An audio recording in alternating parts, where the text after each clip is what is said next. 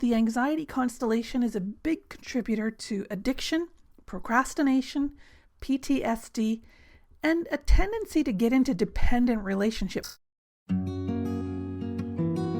Nature makes no mistakes. God does not play dice. Instead, all of creation springs forth according to a few simple, elegant rules. All of creation, including your body. Know these rules and your body comes under your control. Welcome to Mind Over Symptom, where the pattern is revealed. Anxiety is considered a mental illness in conventional medicine. Neurosis. Anxiety is an obsessive fear of losing something in the future, imagining the worst case scenario. And it isn't just a general feeling of uneasiness or apprehension, because anxiety is actually a constellation of two conflicts. These are what we call, in Germanic Healing Knowledge or German New Medicine, the two frontal fear conflicts. One is a powerlessness conflict. That's a passive or feminine conflict of feeling helpless, like, I need to do something, someone needs to do something about this. And the other is a moving into danger conflict. This is an active or masculine conflict, that something is coming directly at you or you're rushing towards something. And that could be a fist or an oncoming truck, but it can also be an upcoming event on the calendar. So anxiety is its own symptom, resulting from a combination of the symptom of moving into danger and the symptom of powerlessness. Or technically you could have two conflicts of the same kind. And you can also have more than two fear from in front conflicts. If this constellation is intense, that is, if the two conflicts are both intense, or if you have more than two conflicts in these two relays of the brain, the anxiety can get really acute. You can have an anxiety attack. And anxiety is also a significant part of lots of other so-called mental health problems, behavior problems, personality problems. At a lower or less intense level, the anxiety constellation is a big contributor to addiction, procrastination, PTSD, and a tendency to get into dependent relationships, which not only diminish our ability to overcome the conflicts, but also set us up for more of the traumatic situations to which anxiety is a biological response. And the anxiety constellation is how we form phobias. You develop a phobia if you have an anxiety attack in combination with another conflict, especially one that involves the fight-flight response, which affects your blood sugar relays, or a conflict that involves the freeze response or motor conflict, which is when you feel trapped or confined and you can neither fight nor flee. What happens is that your brain stores the various environmental features of that situation in your psyche as a very powerful track. When you're in a similar situation in the future, unless you've resolved the two constituent conflicts of the anxiety constellation, you're going to have another anxiety attack. So if you have an anxiety attack in a confined space, claustrophobia. Have an anxiety attack while you're feeling like a refugee, alone, abandoned, or lost, agoraphobia. I had a hearing conflict on a plane when my eardrum wouldn't adjust to the pressure, and it actually ripped my eardrum. It was the most horrible, disgusting, wet, ripping sound. Really loud. And that set me up with a hearing conflict that was on a track on the airplane, so it exaggerated the sensations of falling and tipping whenever I was on a flight. Then one day, a few months later, I was flying from a place where I'd had a powerlessness conflict to a place where I'd had a heading into danger conflict. Boom! I developed a flying phobia and a fear of heights.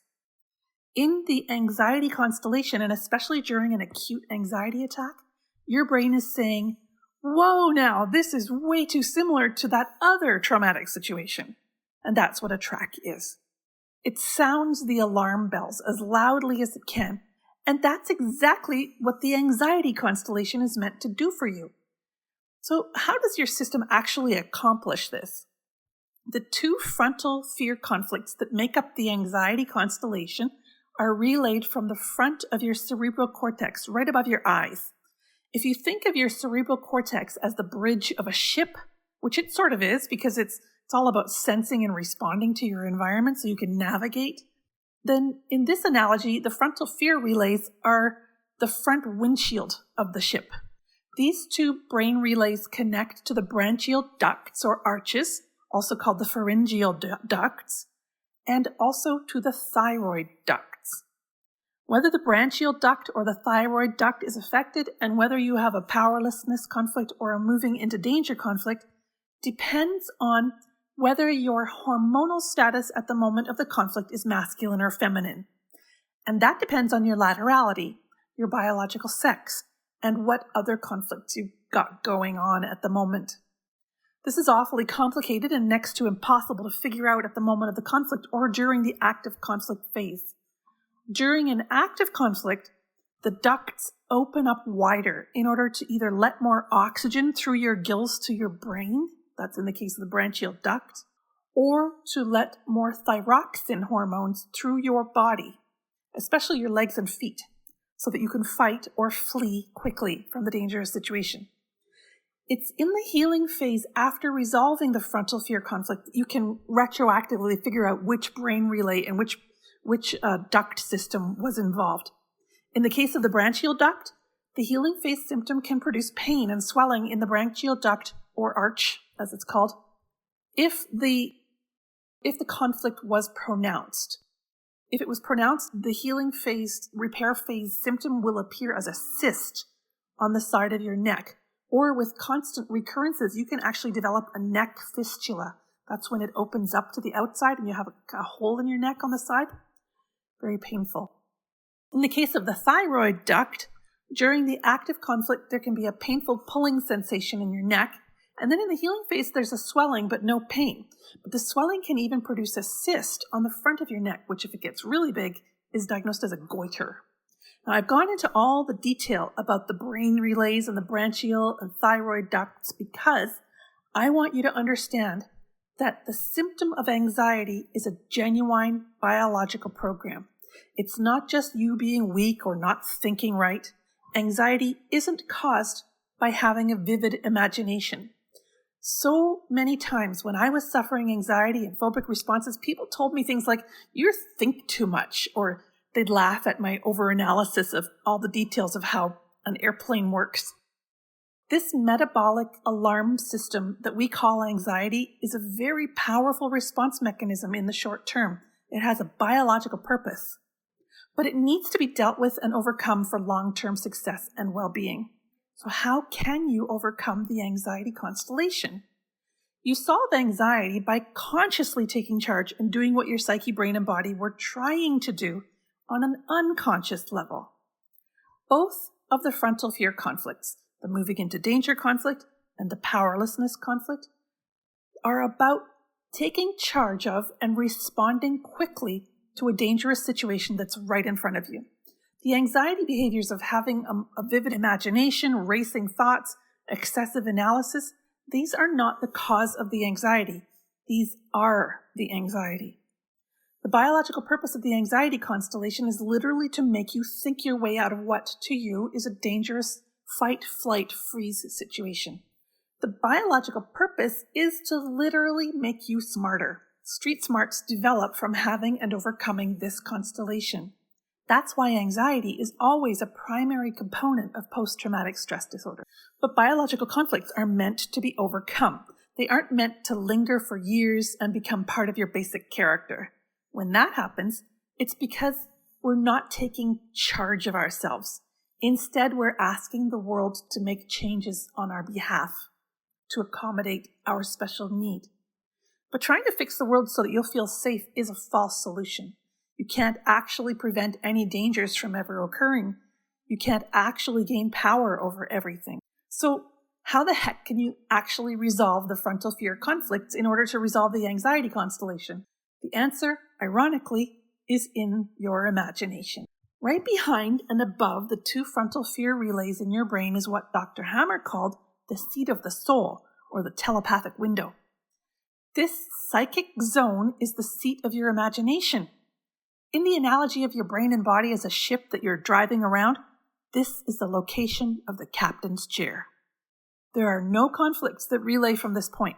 This is the spot where thoughts and ideas originate and then pass along to other parts of your brain. This is where your imagination occurs. It's where your quintessential or God self interfaces with the machine of your physical psyche, brain, and body. And the solution to anxiety lies in connecting with the captain's orders directly. Do that by answering this one question. What do I care very much about and don't want to lose? See, your biology, including the anxiety symptoms, is focused on not losing something. But your essential self, the real you, the one who has a body, is interested in something else entirely, something very, very precious. Not your relationships, although your relationships help you experience this thing that is precious to you. Not your body, although your body helps you experience this thing that is precious to you. Not even your mind or psyche, although, you guessed it, your mind helps you experience this thing that is precious to you. The reason for your anxiety is that you fear losing contact with your essence, your quintessential or essential self, your God or higher self, or the Great Spirit, or whatever your name for that non-physical presence that is driving this ship you call your psyche, brain, and body. The anxiety is an alarm, a warning signal that you are feeling disconnected from that. So your solution to anxiety is to reconnect with that. And that requires forcing your attention away from the obsessive thoughts of what if this bad thing happens, and instead onto the healthy imaginative thought of what if this good thing happens. Both of the constituent conflicts of the anxiety constellation are unconscious. You felt this threat or loss of control. You felt this disconnection from your essential self, but you didn't experience it in a conscious way. When you're feeling the anxiety, it means that something has happened recently that has either threatened you in two different ways or has reminded you of two different threats of taking away something precious to you in the near future.